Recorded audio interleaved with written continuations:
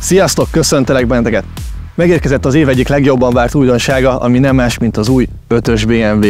Nem túlzás azt mondani, az 5-ös széria a márka lelke. A sorozat 1972-ben kezdte meg a karrierjét, és az évek alatt mit sem veszített a lendületéből, hiszen immár a 8. generációval írja tovább a sikertörténetét. Tartsatok velem, nézzük meg, hogy milyen újdonságokat tartogat az autó.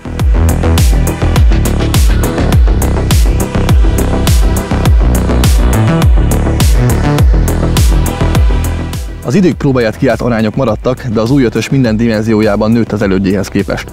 A vonalak elegánsak és finoman íveltek, viszont több a markánsan karakteres részlet, és emiatt sportosabb az összkép.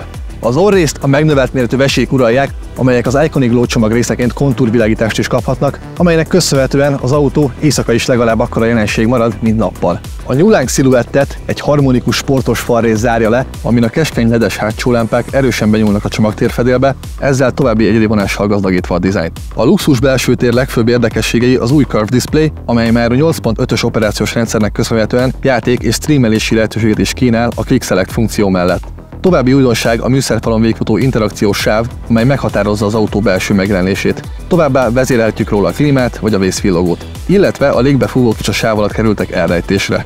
A tér hátul éppen olyan tágas, mint elől, így akár 3 utas is helyet foglalhat úgy, hogy mind láb, mind fejtérből többet kap, mint az előző generációban. A modellt 4 és 6 hengeres benzin, illetve dízelüzemű motorokkal szerelik, valamint plug-in hibrid, és az 5-ös történetében először tisztán elektromos hajtáslánccal is elérhető a modell BMW i5 néven. Összefoglalva, az új 5-ös BMW minden tekintetben előrelépett, de közben maradt mégis az, ami mindig is volt, az innováció éllovasa. Gyertek el a Rakkautóz Budaörsre vagy Székesfehérvárra, nézzétek meg élőben is, megéri. Személyre szabott ajánlatért pedig keresitek értékesítő kollégáinkat, vagy kattintsatok a linkre a leírásban. Sziasztok!